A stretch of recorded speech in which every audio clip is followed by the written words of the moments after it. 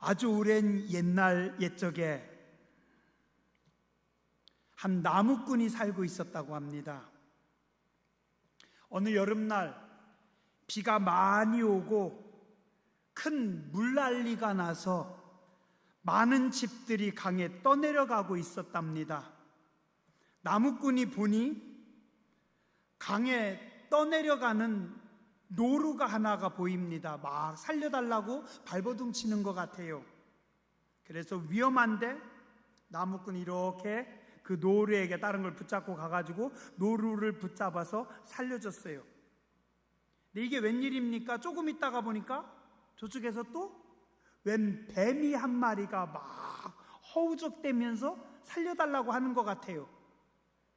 무섭기도 하지만 나뭇가지로 이렇게 뱀을 잡아가지고 살려줬습니다.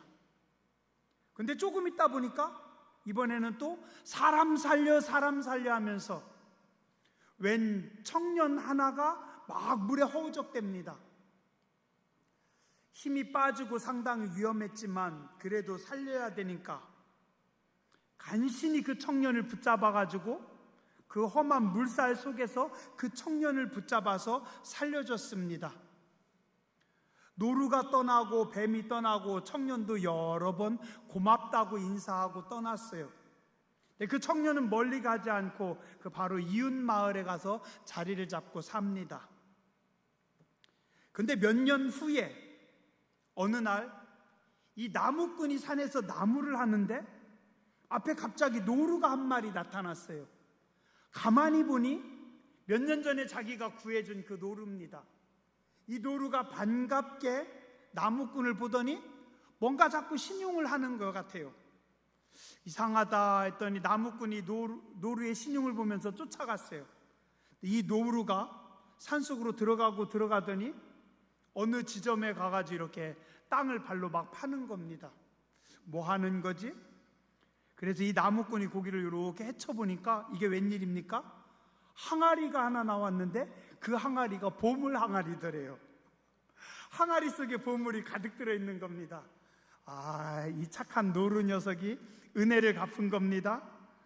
너무 기뻐서 그 보물을 갖다 팔고 그걸로 땅을 사고 집을 사가지고 나무꾼이 부자가 됐답니다. 여기까지면 즐거운 이야기인데, 근데 이 소식을 누가 들었냐면 아랫마을에 이 나무꾼이 구해준 그 몇 년 전에 구해준 그 청년이 그 소식을 듣고 너무 배가 아프고 기분 나빴대요. 관아에 가서 신고를 했답니다. 저 나무꾼이 몰래 도둑질하고 그래서 많은 것을 도둑질해서 그걸로 부자가 됐습니다. 내가 봤습니다.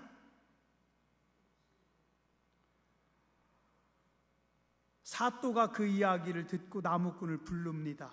그랬더니 나무꾼이 이야기해요. 아닙니다.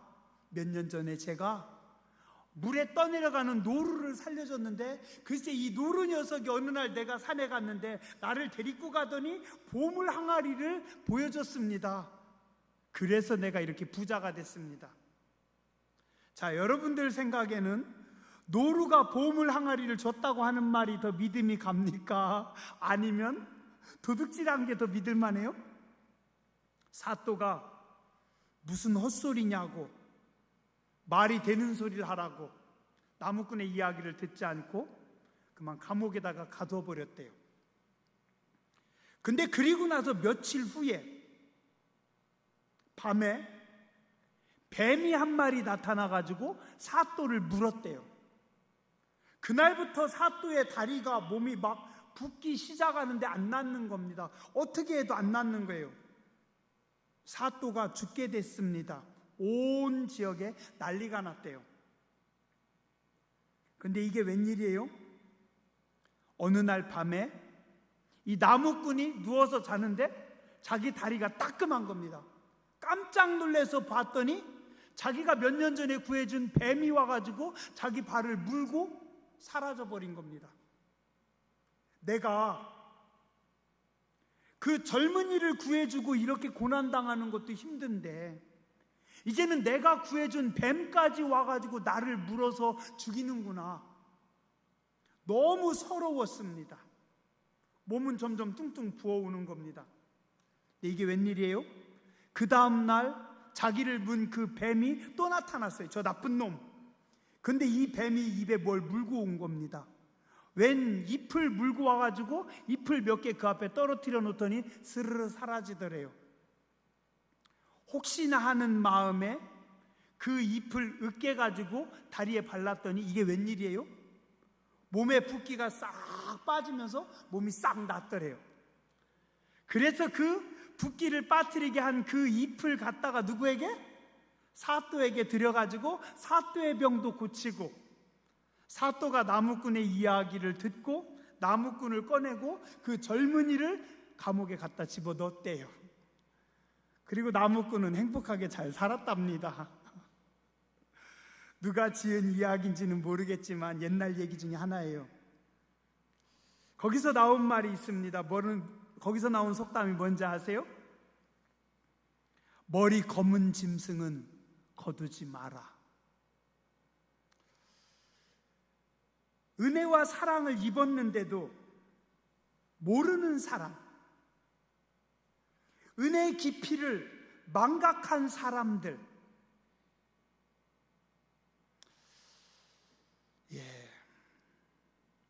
어떻게 살아가나요? 불평하며 살아갑니다. 원망하며 살아갑니다. 은혜를 입은 자가 오히려 비방을 하고 다닙니다. 제가 설교를 준비하면서 그런 생각을 해봤습니다. 혹시 나는 머리 검은 짐승 아닌가? 내가 삶을 살아오면서 내가 머리 검은 짐승처럼 은혜를 입고 살아온 적 없나?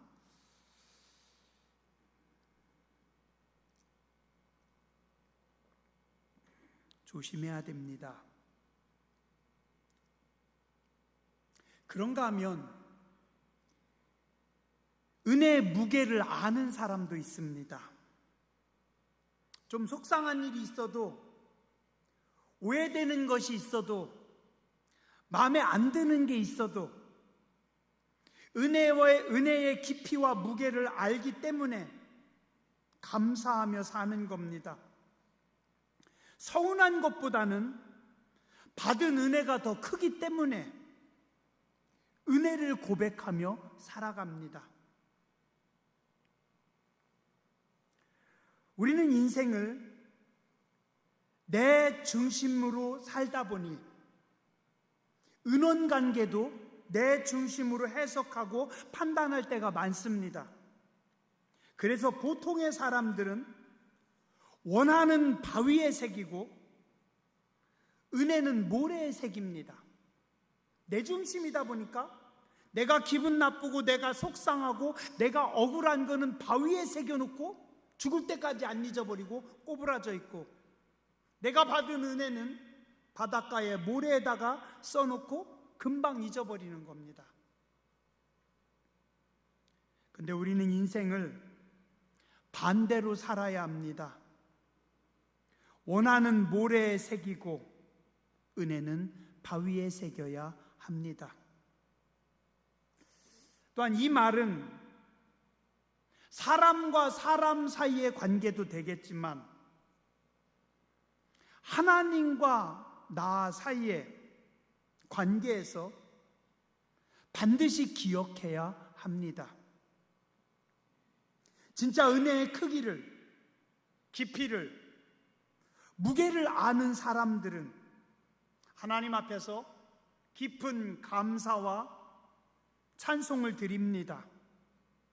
하나님을 자랑하고 선포합니다. 예수님을 자랑하는 사람들, 은혜의 깊이를 압니다. 예수님께서 하셨습니다. 예수님께서 나에게 은혜를 주셨습니다. 하나님께서 하셨습니다. 선포하는 인생입니다. 여러분의 인생이 되시기 바랍니다. 기도는 어린아이 같은 신앙인들도 할 수 있습니다. 그러나 감사와 찬송은 성숙한 성도만 가능합니다. 기도는 간구기 때문에, 기도는 내가 원하는 것을 달라고 하는 거기 때문에 그냥 애기들도 할 수 있어요. 근데 찬송은 신앙의 고백입니다. 하나님의 은혜에 대한 나의 반응입니다. 그래서 하나님은 성도의 찬송을, 성도의 고백을 아주 기뻐하십니다.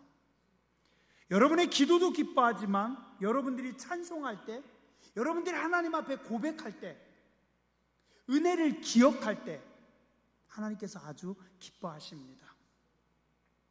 사도행전 16장 25절에 보면 이 하나님의 은혜의 깊이와 맛을 알았던 사람들이 있습니다. 누구냐면 바울과 실라입니다. 하나님의 은혜를 알았기 때문에 억울하게 맞고 억울하게 고난당하고 감옥에 갇혔는데도 이들은 어떻게 해요? 한밤중에 바울과 실라가 기도하고 하나님을 찬송하며, 바울과 실라가 하나님의 은혜의 맛을 알고 은혜의 깊이를 알고 하나님의 은혜의 무게를 알아서 하나님을 찬송하며 죄수들이 듣더라. 그러니 죄수들이 들을 때 누가 가장 기뻐하겠어요? 하나님께서 보시고요, 기뻐하십니다. 가끔 신앙생활하면서 이렇게 성도님들 뵈면, 지금도 기억나요? 예전에 한 10몇 년 전이었는데 어떤 할머니 권사님은 찬송을 하는데 박수를, 그 당시 80세였는데 그 할머니 권사님 아들이 해병대였어요. 아들이 해병대 나왔는데 엄마가, 할머니가 예배 드릴 때마다 80세 할머니 권사님이 제일 뜨겁게 박수 치는 거예요. 참 감사하다. 제가 새벽에요, 예전에 유정순 권사님 나와서 앉아 계신 거 보면, 그 멀리서 오셨구나. 그랬더니 김순환 권사님 그러시대요. 우리 집도 멀이요. 그죠? 김순환 권사님 그 언덕배기를 몇 개 넘어서 오셨으니 겨울에 눈구덩이 속에서 80세 권사님이 뒹굴어 가면서 새벽에 나오셨어요. 하나님 마음이 어떠실까? 하나님의 마음에 감동이 되지 않을까요? 그렇지 않을까요?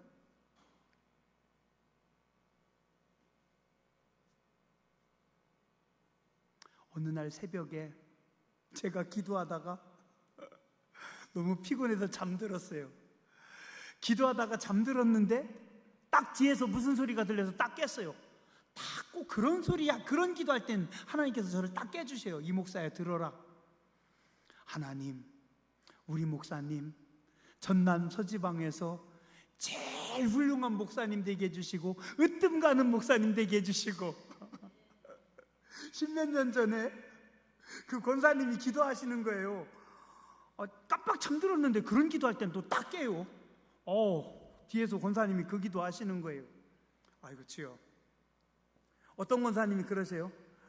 우리 목사님 무병장수하게 해주시고 제가 배구하다 운동하다가 빨빨거리고 돌아다니다가 발목 다치고 무릎 다치고 하도 다쳐가지고 권사님이 맨날 기도하셨어요. 무병장수하게 해달라고. 그 뒤로 제가 안 다치고 건강합니다. 그 권사님 때문에 저는 100살 채울 것 같아요. 열심히 예배하시는 성도님들, 하나님 앞에 감사하시는 모습, 찬송하는 모습, 기도하는 모습, 하나님께서 보실 때 기쁘지 않으실까요?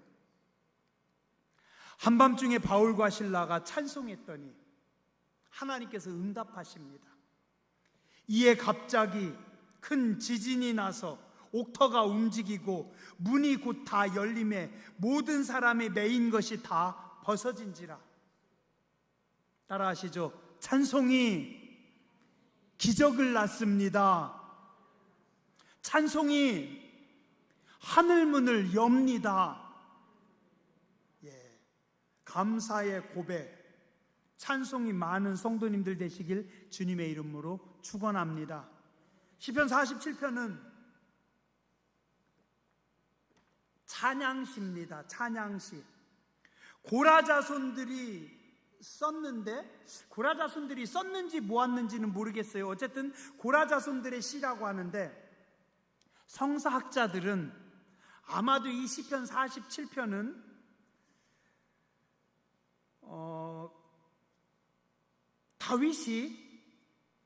다윗이 여호와의 법궤를 예루살렘 성전으로 모실 때, 그때 사무엘하 6장에 여호와의 법궤를 여호와의 성전에 모시는 그때 부른 고백과 찬송이었을 거로 봅니다. 많은 학자들이.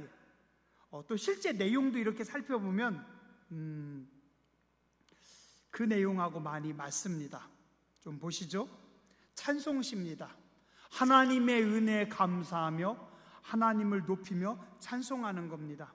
1절에 너희 만민들아 손바닥을 치고 즐거운 소리로 하나님께 외칠지어다. 너희는 손바닥을 치면서 즐거운 소리로 하나님께 외치라. 고대 문헌들을 보면은 백성들이 왕을 높일 때, 왕을 칭송할 때 너희 백성들아 손바닥을 치면서 왕을 높여라.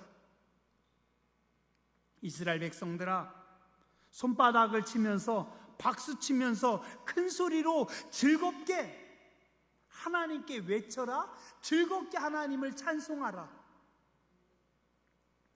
자, 고등학교 때 들은 이야기입니다. 너무 재밌게 들어서 제가 잊어버리지 않습니다. 어느 정신병원에서 있었던 일이랍니다. 정신병 환자들은 주로 집중력이 없어요. 또 집중력이 잘 흐트러집니다. 그래서 집중력 훈련을 합니다. 운동장에 환자들을 다 모아놓고 어떤 집중력을 하냐면 손바닥을 모아가지고 이렇게 딱 부딪히는 훈련을 합니다. 손바닥을 모으고 잘 모아가지고 이렇게 정신을 집중해서 딱 쳐라. 그런데 환자들이 이렇게 하는데 이렇게 가다가 덜덜덜 이렇게 계속 이게 안 맞는 거예요. 근데 어떤 한 친구가 땀을 뻘뻘 흘리면서 막 이렇게 하다가 세상에 이 손이 딱 닿았어요. 와, 이게 웬일입니까? 그 순간 어떤 일이 벌어졌는지 아세요? 주변에 있던 모든 환자들이 우와! 안 재밌어요? 난 겁나게 재밌었는데.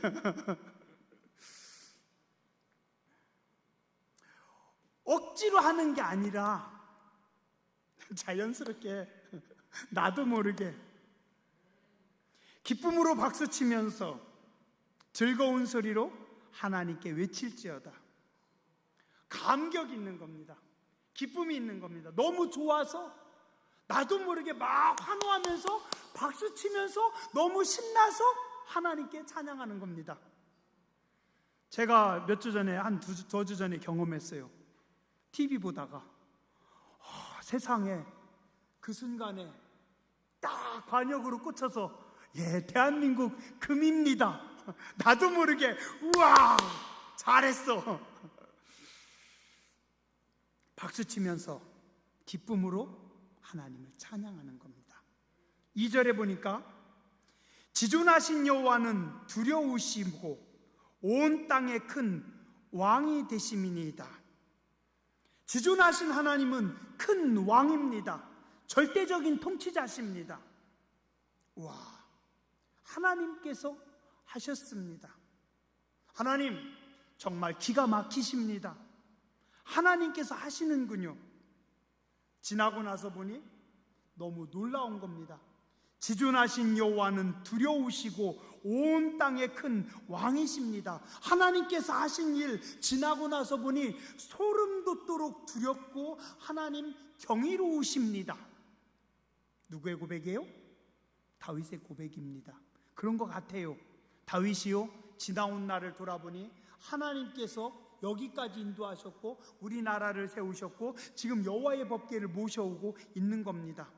3절에 여호와께서 만민을 우리에게, 나라들을 우리 발 아래 복종하게 하시며, 하나님께서 만민과 모든 나라들을 우리 아래 두셨습니다. 이 말은 뭐예요? 하나님께서 나를 존귀하게 높이셨습니다. 어느 순간 나 같은 죄인을 하나님께서 존귀하게 높여주셔서 모든 나라, 모든 민족들이 하나님 지금 보니 내 발 아래 있군요. 다윗이 도망다니던 세월이 엊그제 같았는데, 죽을 뻔했던 세월이 엊그제 같았는데, 버려진 것 같았는데 그 다윗이 왕이 되었습니다. 그리고 그 다윗이 여호와의 법궤를 모셔옵니다. 그러면서 하나님 앞에 고백합니다. 하나님께서 나를 도와주셔서 모든 나라와 모든 민족들을 하나님 내 발 아래 두셨습니다. 이스라엘 아래에 두셨습니다. 사무엘하 2장에 보면 아들이 없어서 울면서 기도하던 한나가 아들을 낳고 하나님 앞에 감사하며 찬양을 올립니다. 한나가 기도하여 이르되 내 마음이 여호와로 즐거워하며 내 뿔이 여호와로 말미암아 높아졌으며 내 입이 원수들을 향하여 크게 열렸습니다. 내가 주의 구원하심으로 말미암아 기뻐합니다. 여호와와 같이 거룩하신 이가 없고 주밖에 다른 이가 없고 우리 하나님밖에 반석이 없습니다. 하나님은 죽이기도 하시고 살리기도 하시고 스올에 지옥에 내리기도 하시고 거기서 올리기도 하십니다. 하나님은 가난하게도 하시고 부하게도 하시고 낮추기도 하시고 높이기도 하십니다.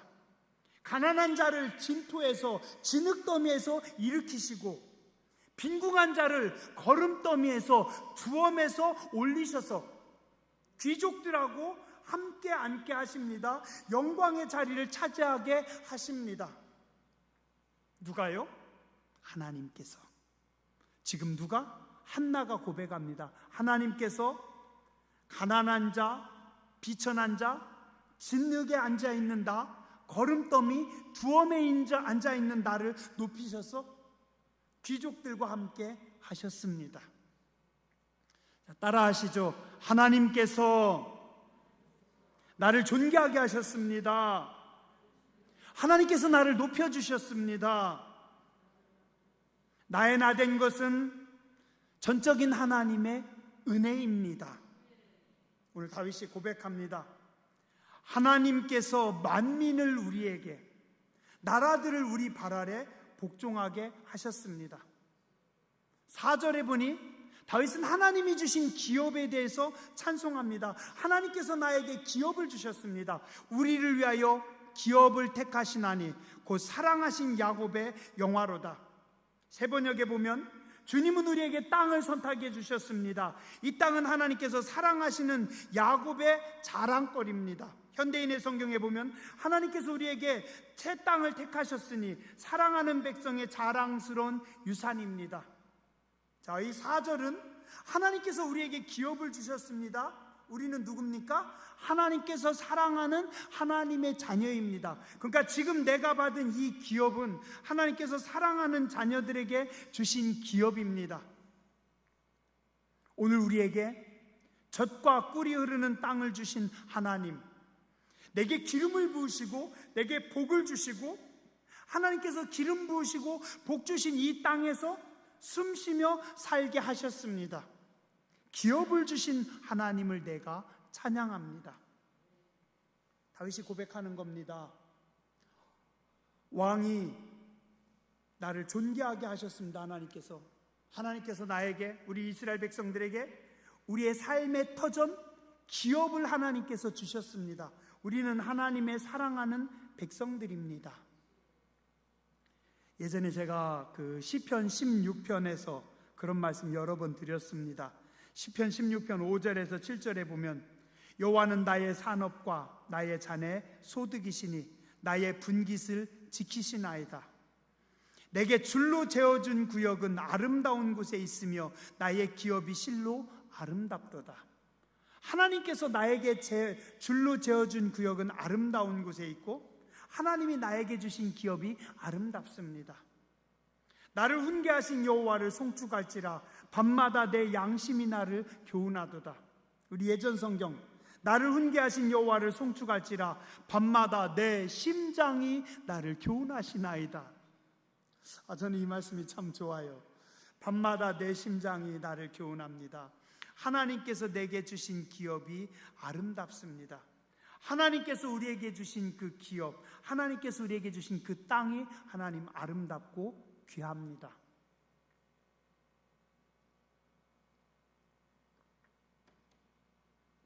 오늘 저녁 예배 드리기 전에요, 아까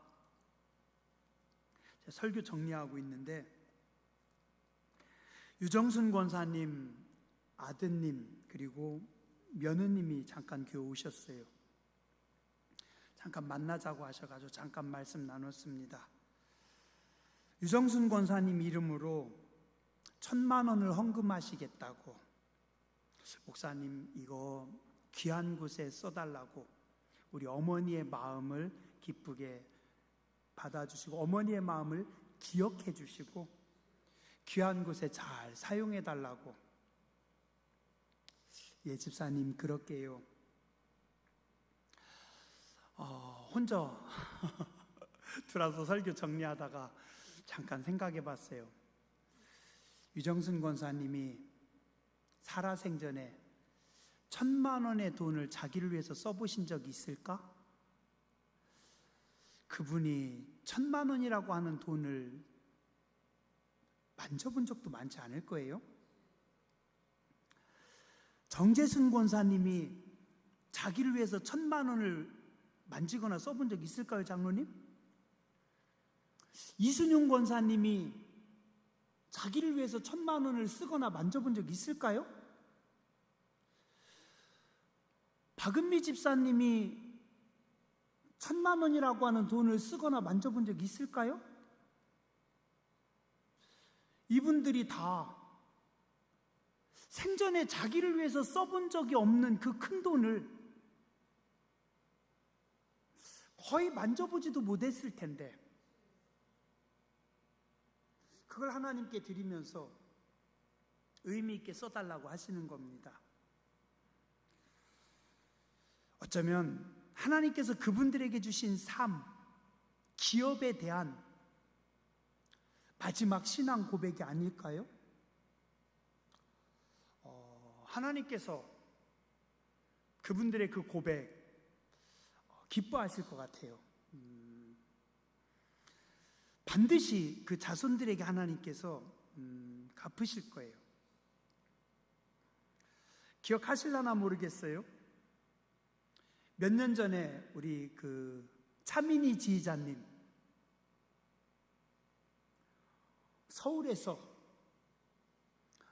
애기 엄마가 딸 셋이나 있는데 딸들 챙겨야 되는데 2년간이나 여기까지 내려와가지고 무보수로 봉사했습니다. 실력이 없는 것도 아니라 해외에서 차이코프스키 대학에서 공부한 인재가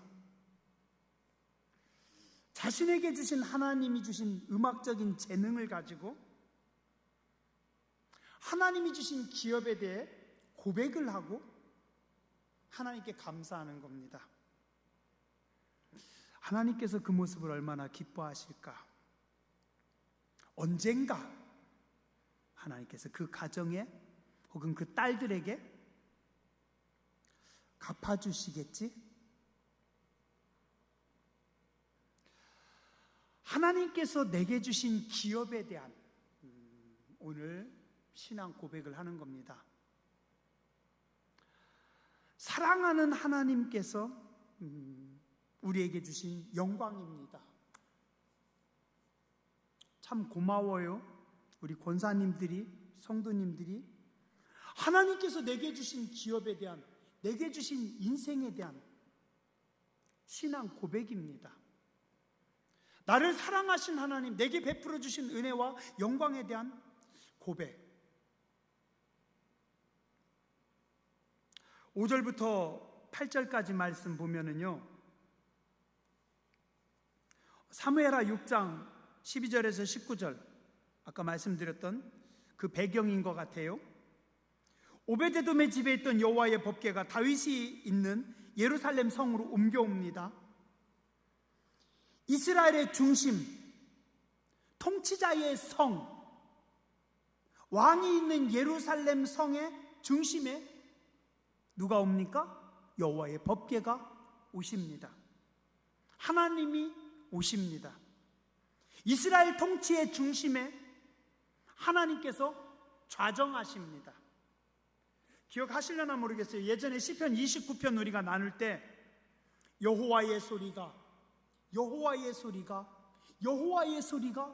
천둥 번개 같은 그 속에 여호와의 소리가, 거기 29편 10절에 보면 여호와께서 홍수 때 좌정하셨으며 여호와께서 영원하도록 왕으로 좌정하시도다. 하나님께서 뭐 하신다고요? 좌정하신다. 하나님께서 그곳에서 하나님께서 왕자에 앉아 계신다. 오늘 이 나라의 왕자에 하나님께서 앉아 계십니다. 한국교회, 고대제일교회 왕자에 누가? 하나님께서 오셔서 좌정하십니다. 하나님께서 통치하십니다. 5절부터 9절까지 이렇게 보면 뭐예요? 다윗이 너무 기쁩니다. 뭐가요? 하나님께서 지금 들어오고 계십니다. 하나님께서 올라오고 계십니다. 뭐가요? 여호와의 법궤가 하나님이 올라오셔서 하나님께서 좌정하십니다. 하나님께서 즐거운 함성 중에 올라가시며 이스라엘 모든 백성들이 막 너무 기뻐서 박수치면서 소리 지르는 그 중에 여호와의 법궤가 나팔 소리 가운데 어디로요? 예루살렘 성전으로 올라오고 있습니다. 찬송하라, 하나님을 찬송하라, 찬송하라, 우리 왕을 찬송하라. 하나님은 온 땅의 왕이시미로다. 우리가 지혜의 시를 지어서 아름다운 식구로 하나님을 찬송하자. 하나님께서 이제 예루살렘 성에 들어오셔서 온 백성을 다스리시니 하나님이 그의 거룩한 보좌에 앉으셨도다.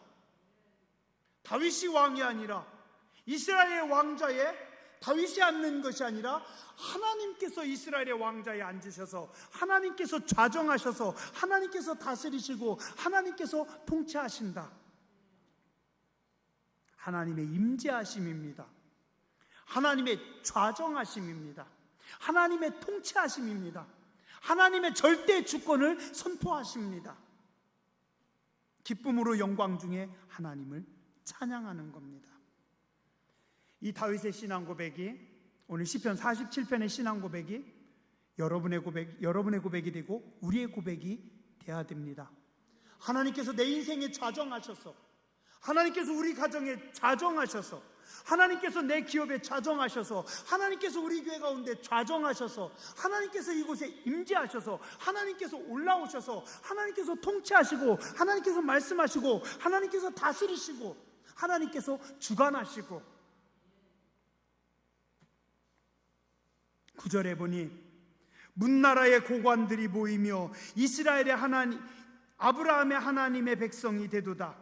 세상의 모든 방패는 하나님의 것이며 그는 높임을 받으시리로다.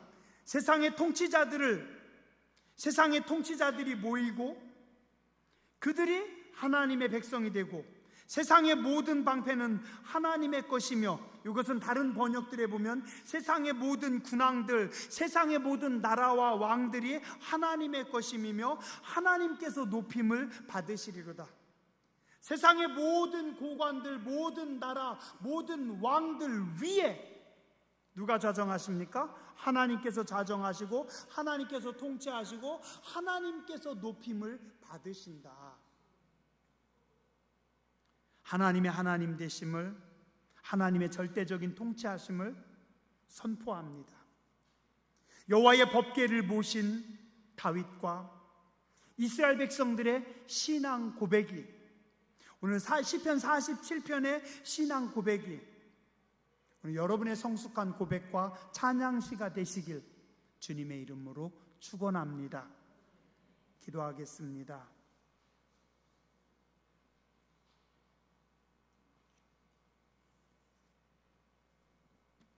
하나님이 그 성 중에 계심에 성이 흔들리지 아니할 것이라.